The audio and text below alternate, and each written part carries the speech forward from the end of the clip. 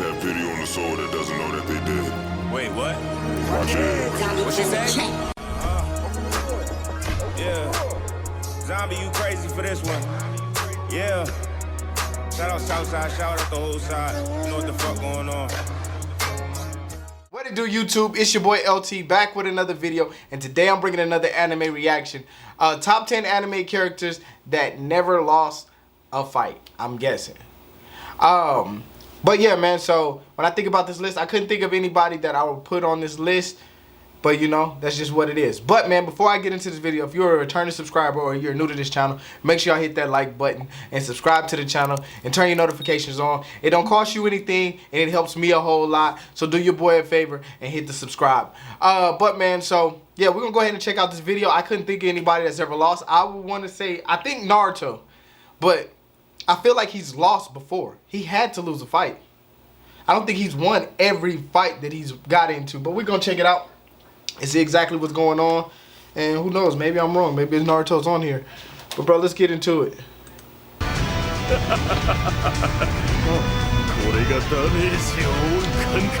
Oh, Overlord. I We know these Overlord. people. You know, the almighty anime characters who rarely, if ever, lose. As expected, these characters have often garnered a more polarized reception, specifically in a certain role on the more serious shows that aren't obvious parodies. Nonetheless, I'd love to talk about these characters, and we'll be doing it right now. Before I get started, I want to let you know I'm going to be doing this in a more random way. Given the nature of the topic, this will not be a power level debate, because reasonably speaking, how can you put an unstoppable force and an immovable object with wildly varying powers and scaling? We start with Tatsuya Shiba.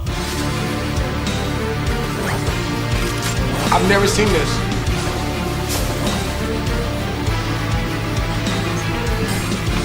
The Onisama meme was in full bloom back when Mahoka's first season aired, and having updated myself with the novels all the way to the end, I'd say that status quo's here to stay. The funny thing about Mahoka is that it tries to put our protagonist as an underdog early on, with their admission systems classifying him as a weed, an irregular, a lesser magician in layman terms. He had little talent and all. Oh, how those systems failed. Horribly. Underneath the slow casting speed in which his status as an irregular is determined lies one of the most genius magical engineers in the world of Mahoka. His skills at analyzing and countering anything are just impeccable. He can even bring himself and other people back to life. I mean, this is a guy who beats a sniper with his trusty handgun, for God's sake, and with the same handgun eradicates an entire terrorist organization in their hideout. How about vaporizing an entire army from the safety of his military base, like what he did in the season's first climax?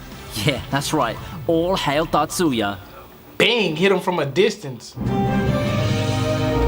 Now, before we resume our list of characters who never lose, why don't you try taking the role of one of those characters? The power is yours thanks to today's sponsor, Aura Kingdom. Become the protagonist of your story and reach unthinkable heights with this hit MMORPG. Aura Kingdom is an anime... Alright, here we go. Number 9. Ooh. What is this? Ooh, shit. Why stop with one Dengeki Bunko lead when you can have two? Introducing Arnos Voldigode. In the midst of the jam-packed and blockbuster-laden summer 2020 season is a hidden gem, Misfit of Demon King Academy. As people have pointed out, it's the one-punch man of these magic fantasy light novels. Hidden gem, Misfit of Demon King Academy. As people have pointed... Misfit of Demon King Academy. Man, if y'all have ever seen this, bro, is it good? Is it worth watching? Because that was gory, and I like gory animes, so, I mean, maybe I'll like it.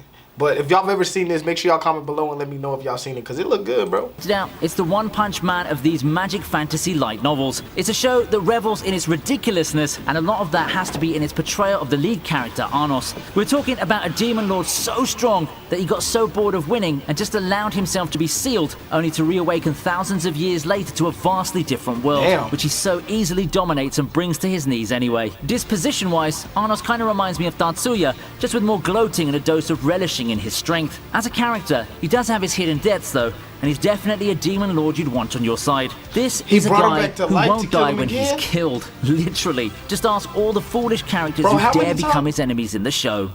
What? Oh yeah, my boy. From light novels, we move on to shonen manga and one of the coolest teachers you can have, Goro Sensei. There's a lot of things to like about Assassination Classroom. It's quirky, has a unique plot, and has some good plot developments that made it such a beloved shonen. One thing that people might notice about Goro Sensei is just how overpowered he is. I personally like Goro Sensei for a lot of things besides... Bro, I never finished it, but I never figured out how they could stop this dude, bro. Like, I felt like there was no way you could stop this dude. He was too overpowered. But, I mean, maybe they had a bigger villain. I heard about the bigger villain. Let me rephrase that. So, yeah, man. But it's his strength, but just how strong and undefeatable he is certainly a topic for discussion. This is an alien thing that partially destroys the moon and is set on a collision course with the destruction of Earth. First day in class, and we already see that those claims weren't things of legends. He's as overpowered as they come, and all of a sudden, the students' main quest seems a lot more daunting than they all actually expected. Assassinating this alien octopus is virtually an impossible task, and that's why I put Goro Sensei on this list. That's crazy. Who is this? Okay, let's talk about it. All Might. Let's talk about it. Can we say All Might's won every fight? Like, I guess you could, bro. But then when I say, the only reason why I say he didn't, because he lost to All For One. That's how he got the, you know, the scar, right?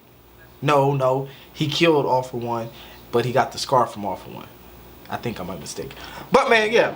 All right, I guess I wasn't thinking.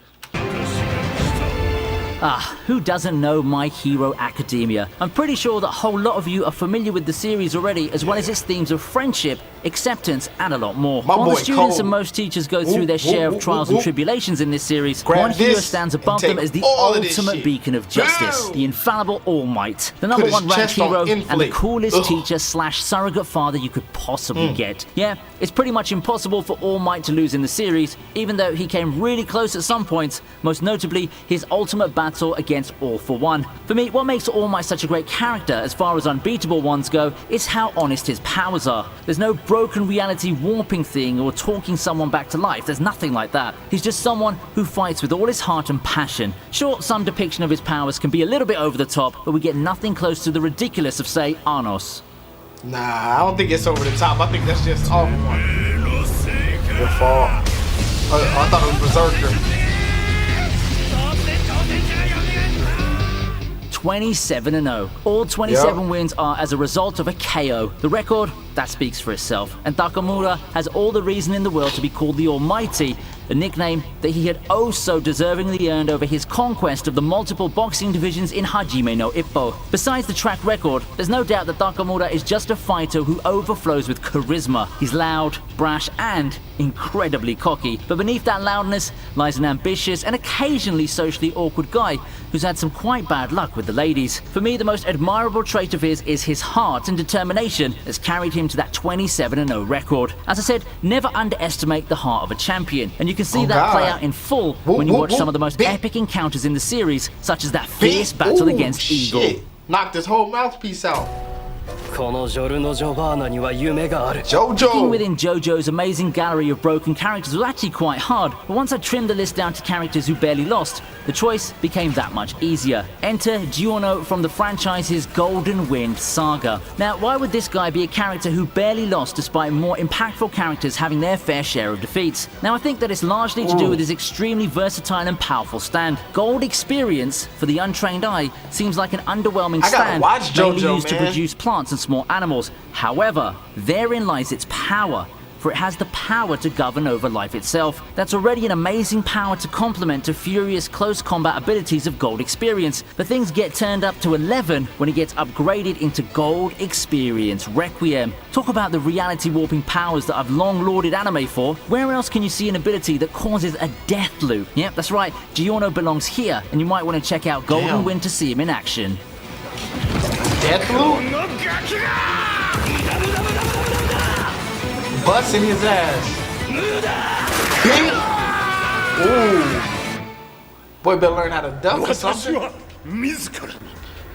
The title Van of Helsing. World's Strongest Vampire is something that often gets handed in various vampire anime. You see people calling someone strongest vampire this, Boy, then they got strongest that vampire Mangekyo that. shutting Personally, down. I think the one who lives up to that title the most is none other than Helsing's Alucard. He does not mess around. Oh, and instead of giving you a watch rundown yourself. of his plethora of broken abilities, I'll just ask you to watch Helsing and see his glory in action. Alucard just systematically breaks down his enemies with sheer, unrestrained violence. He's every 2000s edgy kid's wet dream just looking at the aesthetics, the badassness, and the personality. In all seriousness though, I put Alucard on this list because as a character, he's more than just the violence or the badass powers. He has a surprising amount of depth put into his personality, and he does have some endearing traits that make Helsing Ultimate such a delight to watch.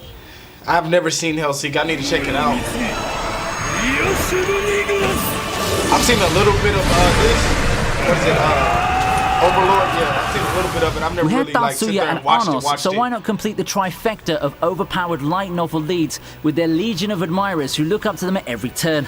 Sorry, Kirito, you should have won all of your fights. Anyway, I could call Overlord and Ain's highlight reel if I want to, with just how much power he showed in the series. Yeah, it's a given that he never loses his fights, but what about his one-man army moments? His fight with Shaltir, which he won despite being at a disadvantage? Well, there's the time he effortlessly decimated an entire army with magic, much like what Tatsuya did. Aids differentiates himself from the rest of the overpowered light novel heroes in his morality. Yeah, I mean, I'd say he's not a completely evil bad guy per se, even if he straddles that line very, very precariously. But this is a person who doesn't play nice at all. The title Overlord is just perfect for someone like Ainz, but it's cool that underneath that immoral skeleton body, you still find the slightest tinge of humanity from the time he was an ordinary gamer.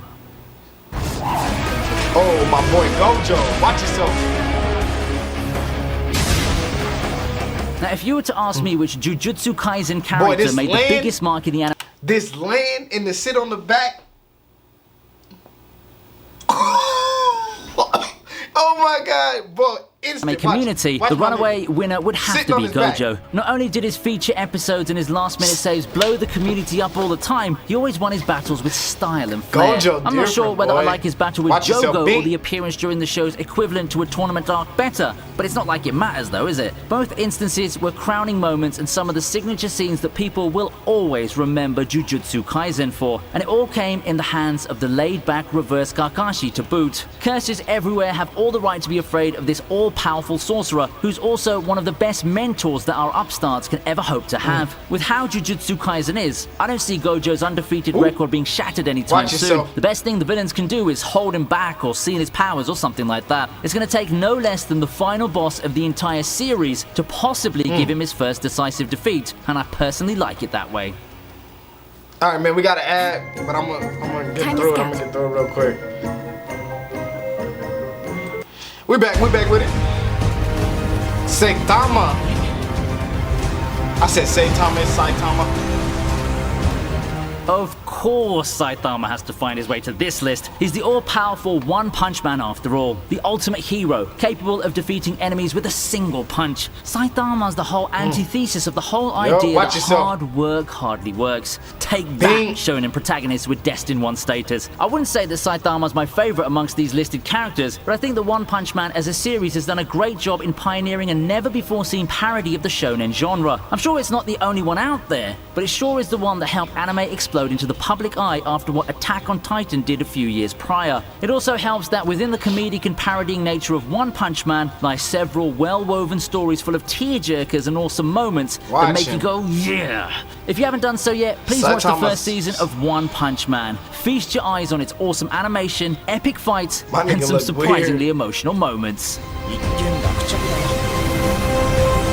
Boom! Oh man. Alright, man, so that was this video. It was actually pretty good, bro. The list was good. I mean, it was some people that I didn't even think of that never lost, like All Might. Yeah, I never once thought like, okay, All Might's won every fight, because I literally thought he lost to One for All once. Saitama, I don't know why I didn't think Saitama. He's One Punch Man. It should have been the first thing that came to my mind. Overlord, I've never fully watched it, so I can't say that I knew, you know, he never lost a fight. And then the rest of them, I don't think I've ever seen. Oh, and Gojo. Yeah, I should have put him on there too. But, I mean, I didn't feel like it was it wasn't worth. It's not like it wasn't worthy, but I felt like it wasn't worthy enough just because the simple fact of the matter is, you know, like it was new to anime. Like this is a new series that they just started. Not saying like the manga, but like you get what I'm saying, like the anime. But yeah, man. So that's what I was thinking. But this was a great video, man. If you guys did enjoy watching this video with me, and you know you want to support me, make sure y'all hit that subscribe button, like this video, and you know turn your notifications on so you can see more of me on your screen. Cause I'm here daily posting content, like going crazy. And we are on our way to 300 subscribers. So let's get it. But I'm gonna get up out of here. Y'all be safe. I'm gone.